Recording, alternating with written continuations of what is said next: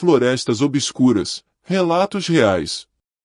Essa história aconteceu por volta de 2017, na primavera ou outono. Eu tinha 19 anos na época e morava na Alemanha.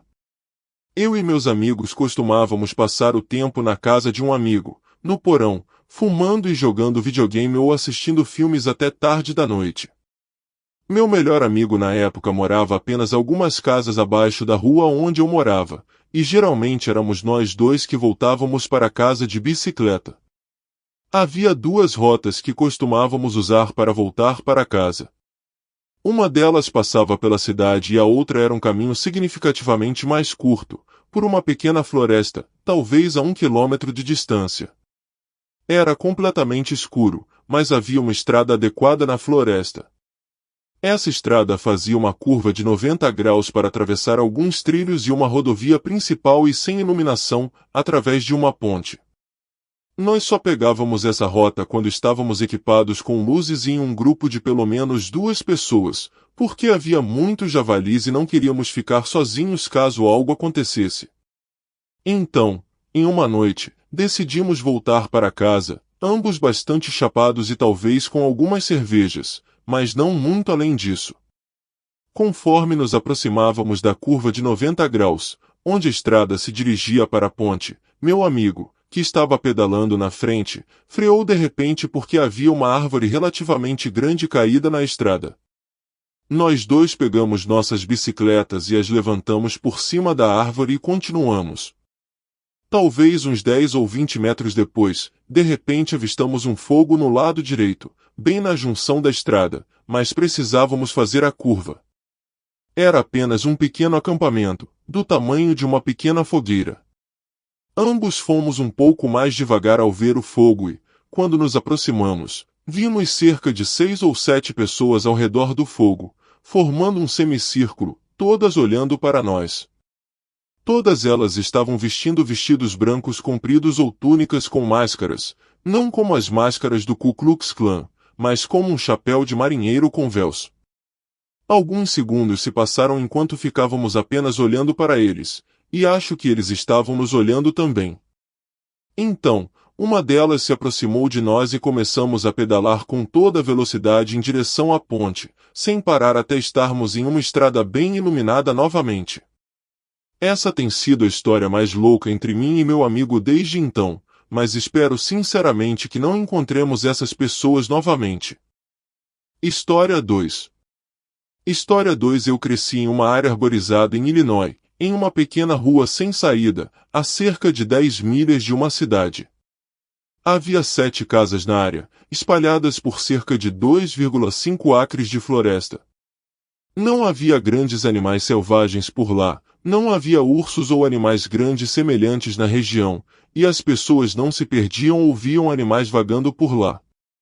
Isso nunca aconteceu nos cerca de 20 anos em que vivi lá, então por favor, tenha isso em mente. Quando eu era uma jovem adolescente, por volta dos meus primeiros anos de adolescência, eu tinha um bom amigo, Terry, alguns anos mais velho do que eu, que morava ao lado. Terry podia sair com seus amigos muito mais tarde do que eu, e às vezes ele vinha até o meu quintal depois de chegar em casa tarde da noite e atirava pedras da área de cascalho do lado de fora na minha janela para conversar. Minha cama ficava bem ao lado da minha janela, então eu abria a janela e sussurrávamos histórias e conversávamos por um tempo. Minha janela do segundo andar dava para o quintal, e a casa dele ficava ao lado. Eu podia ver a casa dele da minha janela, por cima das árvores e arbustos e do caminho que levava até sua garagem. Eu sempre sabia se ele estava em casa ou se estava saindo. A luz ficava acesa na entrada lateral da casa ou já estava apagada. Um dia, durante o verão, quando minha janela estava aberta, ouvi um carro parar na garagem dele e deixá-lo lá. Eu devia ter cerca de 14 anos e era meia-noite mais ou menos. Ouvi Terry sair do carro e conversar com seus amigos. Logo em seguida, os amigos foram embora. Eu chamei suavemente por ele o mais alto que pude, sem acordar meus pais, pedindo para Terry parar e conversar comigo. Ele não respondeu, provavelmente não me ouviu. Então, tive a ideia não tão brilhante de sair furtivamente para assustá-lo. Eu passei muitos anos na floresta e aprendi a me camuflar e a ser silenciosa. Quando éramos crianças, costumávamos nos esgueirar e assustar um ao outro. Então, fui furtivamente do segundo andar até a porta da minha garagem, que levava ao nosso quintal, abaixo da minha janela. Depois, segui em direção à casa de Terry, passando pela área de cascalho, através de um caminho bem trilhado pela floresta, que tinha cerca de 25 pés de comprimento. Meus pais tinham colocado uma camada de cascalho ao redor da casa, provavelmente porque quase nada crescia devido à sombra das árvores carvalho. Havia troncos de carvalho de 14 polegadas dispostos como degraus desiguais no cascalho, e se você saísse dos troncos, o barulho do cascalho denunciaria a sua presença. Eu caminhei cuidadosamente, passando pelos troncos de madeira em direção à casa de Terry, olhando para a casa dele. Meus olhos se acostumaram à escuridão e não vi nada. Naquele momento, ouvi a porta da casa dele se fechar e a luz se apagar, indicando que ele provavelmente havia entrado, possivelmente indo para a cama. Esperei um pouco, pois pensei ter visto algo se mover na floresta entre as nossas casas, mas não no caminho que costumávamos usar. Se você não usasse o caminho, havia roseiras selvagens e plantas de framboesa que tinham espinhos e eram dolorosas de atravessar se você não tivesse cuidado. Então, achei estranho que alguém estivesse na floresta, mas talvez ele quisesse me assustar, assim como eu estava planejando fazer com ele. Mas vi algo do tamanho de uma pessoa se movendo pela floresta devagar e parando de vez em quando. Assim como eu, estava se aproximando, e eu definitivamente vi isso, mas era estranho porque não estava caminhando diretamente para minha janela para conversar. Então, me agachei e esperei em silêncio, pensando se ainda poderia assustá-lo. Ainda achava que era Terry que ele me viu sair furtivamente e estava tentando me assustar. Eu observei a silhueta escura de uma figura humana se movendo, mas então eu a perdia entre as folhagens. Parecia estar se aproximando lentamente e parava de tempos em tempos, como eu. Estava se aproximando cada vez mais, mas não diretamente para minha janela. Então, me encolhi e esperei em silêncio, me perguntando se ainda poderia assustá-lo. Ainda achava que era Terry que ele me viu sair furtivamente e estava tentando me assustar. No entanto, eu vi algo do tamanho de uma pessoa se movendo lentamente pelas árvores, mas não no caminho que costumávamos usar.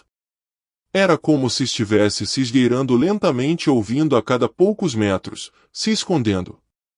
Sussurrei novamente por Terry, perdendo a paciência, mas ele não respondeu.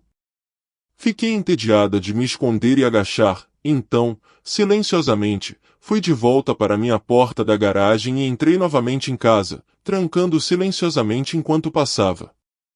Subi furtivamente as escadas de volta para o meu quarto, que ficava acima da área onde eu estava há pouco. Minha janela estava aberta e eu definitivamente ouvi alguém ou algo andando pelo quintal. Sussurrei novamente por Terry na minha janela, mas não obtive resposta. Então, ouvi alguém ou algo cair e ouvi um gemido alto perto do poço da janela, bem abaixo da minha janela. Não era o suficiente para acordar meus pais, mas definitivamente era alto o suficiente para eu não confundir. Se você não está familiarizado com o poço da janela, é um buraco semicircular conectado à casa, cavado cerca de 1,5 metros no chão e reforçado com metal. Permite que uma janela do porão seja instalada abaixo do nível do solo para deixar entrar um pouco de luz natural.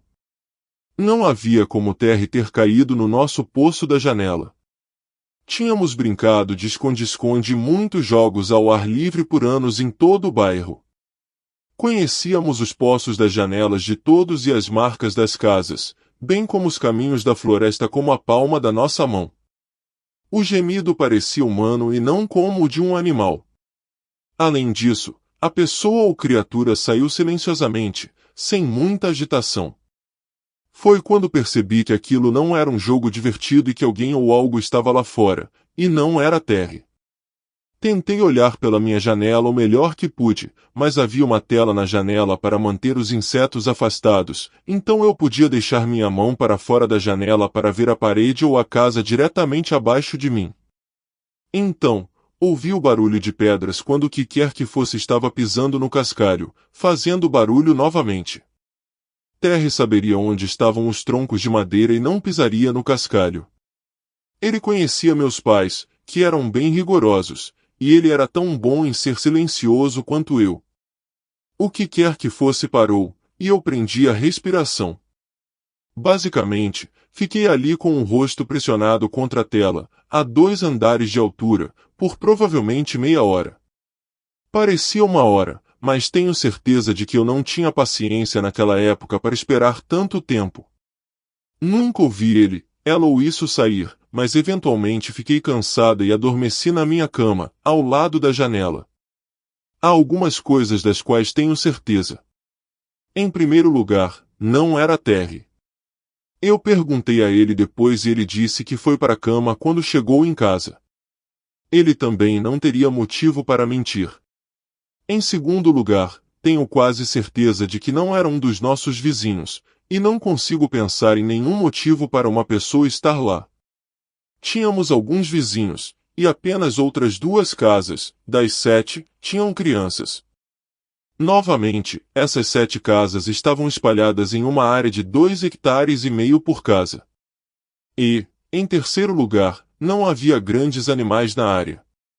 Por mais arborizada que fosse a região, tínhamos apenas alguns veados, mas eles eram caçados e não se aproximavam muito das casas, além de nosso cachorro geralmente afugentá-los.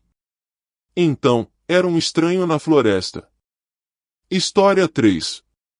Naquela noite, eu estava com meus amigos Sarah, Nick e Mary comemorando o aniversário do Nick na casa dele, que tinha uma banheira de hidromassagem no quintal. Depois de algumas horas e algumas cervejas a mais, sugerimos brincando que poderíamos nadar nus na banheira de hidromassagem como um presente de aniversário. Provavelmente teríamos parado por aí, se não fosse pela nossa embriaguez, e eventualmente acabamos concordando em fazer isso. Agora, para contextualizar, a casa do Nick ficava perto de uma floresta e era muito isolada dos vizinhos. Além disso, já passava da meia-noite. Além das luzes de Natal de qualidade duvidosa espalhadas pelo quintal, estava completamente escuro. Ir para lá sem os pais do Nick em casa seria impensável se não fosse pela maravilha da embriaguez. Relutantemente, segui meus amigos para a noite com uma toalha no ombro. Chegamos à banheira de hidromassagem, que estava preocupantemente perto da borda da floresta, e começamos a nos despir. Tudo estava bem pelos próximos 30 minutos ou algo assim, exceto pelo ocasional estalo de galho. Estávamos nos divertindo contando histórias ou falando besteiras, e o medo rapidamente desapareceu. Isso foi até um grito ensurdecedor vir da escuridão da floresta, durando cerca de 5 segundos. Parecia uma voz humana, mas quase não parecia de uma pessoa. Todos nós ficamos chocados, em silêncio, por horas. Pelo menos foi o que pareceu. Eu até vi o Nick perder a excitação em questão de segundos. Não ousamos tentar olhar para a floresta, exceto a Mary, que de repente se encheu de coragem e pegou o celular para usar a lanterna. Não conseguimos deixar de seguir a luz enquanto ela apontava para a floresta, que parecia não ser afetada por ela, como se a escuridão a estivesse engolindo completamente. Quando estávamos prestes a parar de olhar, o vazio nos encarou de volta. Mary iluminou sua luz mais longe, atrás da Sarah, e refletiu em um par de olhos e uma forma branca ao longe. Aquilo foi a gota d'água. Saímos correndo da banheira sem nem pensar em pegar nossas roupas. Mary e eu gritamos, aparentemente a coragem dela foi destruída em segundos, e todos corremos em direção à entrada dos fundos o mais rápido possível. Nick pegou uma faca imediatamente, mas trancamos todas as portas e janelas. Queríamos chamar os pais do Nick, a polícia ou qualquer pessoa, mas nossos telefones estavam perto da floresta, onde os deixamos. Sem outras opções, Nick calçou os sapatos e correu para buscar os telefones. Ele conseguiu pegar o celular dele, mas ouviu uma respiração alta vinda da floresta, o que significava que o que quer que fosse ainda estava lá. O que se seguiu foram as 2 piores horas da minha vida. Nick fez seus pais voltarem para casa, nos entregou toalhas para finalmente nos cobrirmos e nos reunimos no porão, onde não havia janelas. Passamos a maior parte do tempo em silêncio, esperando algo acontecer. Meia hora depois, ouvimos outro grito, mais distante, seguido rapidamente por batidas na porta. Aquilo não poderia ser os pais do Nick. Sarah começou a chorar, mas felizmente as batidas pararam depois disso. Os pais chegaram e nos permitiram dormir no porão para ficarmos seguros. Eles não tinham ouvido ou visto nada, e tínhamos quase certeza de que apenas imaginamos coisas. Quando a manhã chegou, saímos para pegar nossas coisas. Os telefones, chaves e carteiras estavam lá, mas a única coisa que faltava era a camisa do Nick e as calcinhas da Sarah e da Mary. Naquela noite, eu não estava usando nada, então restaram 2 possibilidades: ou um pervertido pálido e estranho nos espionou em uma área isolada da floresta, ou outras coisas sinistras que vagam por lá apenas decidiram nos assustar. História 4. Eu postei isso no Missing 411 e, no planejamento das minhas próximas viagens de acampamento, senti a vontade de postar aqui, principalmente uma cópia e cola com uma atualização sobre um dos membros da família. Isso pode ser um desabafo de pensamentos, mas, depois de recentemente encontrar este sub, finalmente senti que era o lugar onde eu poderia compartilhar algo que minha família e eu vivenciamos alguns anos atrás e que até hoje me dá arrepios. Eu tenho acampado sozinho, mochilado e caçado por toda a minha vida em Oregon e me sinto confortável na floresta e tenho um profundo respeito pela natureza. Há alguns anos, minha esposa, filha e 2 pastores alemães foram acampar ao norte do Monte Jefferson, em Oregon. Incluí as coordenadas do nosso acampamento, que achamos perfeito para nós e nossos 2 cães, que precisam de privacidade, já que são intimidadores com outros donos de cachorros e podem ser barulhentos quando assustados. Não era um acampamento estabelecido, apenas um lugar agradável fora de uma estrada do Serviço Florestal dos Estados Unidos, com terreno plano, árvores e uma fogueira. Na primeira noite, minha filha queria dormir sozinha em uma barraca para 2 pessoas bem ao lado da nossa. Estava a cerca de 2 metros de distância de mim e da barraca da minha esposa. Fiz com que os pastores alemães, o Gus e a Leia, dormissem com ela na barraca. Durante toda a primeira noite, nem minha esposa nem eu conseguimos dormir. Ambos ouvimos passos, e eram pesados, não como os típicos animais da floresta correndo à noite. Eu estava bem armado porque estava paranoico depois de ler recentemente, antes de partir, sobre um pai na Califórnia que foi baleado e morto em uma barraca ao lado de suas 2 filhas pequenas. Não é preciso dizer que minha esposa e eu tínhamos 2 pistolas e meu rifle comigo. Os cães são ótimos em detecção, e é por isso que achei que minha filha poderia dormir sozinha, porque o Gus é completamente destemido, e nada machucaria sem uma batalha até a morte. No geral, nada além de vibrações ruins e passos altos ocorreram naquela noite, que no final decidi que eram veados ou talvez alces. No segundo dia, de manhã, saímos para dar uma caminhada pela estrada e, a cerca de 90 metros de distância, vimos a área circular na foto. Eu vi uma estrada abandonada onde um portão enferrujado estava faltando, coberto de vegetação. Algo de cor azul chamou minha atenção, e o Gus imediatamente saiu correndo pela estrada abandonada. Meu coração começou a acelerar porque pensei que fosse outra família acampando como nós e que ele ia se meter em encrenca ou assustar algumas pessoas inocentes até a morte. Então, corri atrás dele. E eu tenho um convite especial para vocês. Há um canal no YouTube chamado O Horror que Virá que está trazendo algo verdadeiramente único para a mesa. Se você é como eu e tem uma paixão por histórias que fazem seu coração acelerar e sua espinha arrepiar, então este é o canal para você. O Horror que Virá está repleto de contos arrepiantes e imagens assustadoras que vão te manter acordado à noite.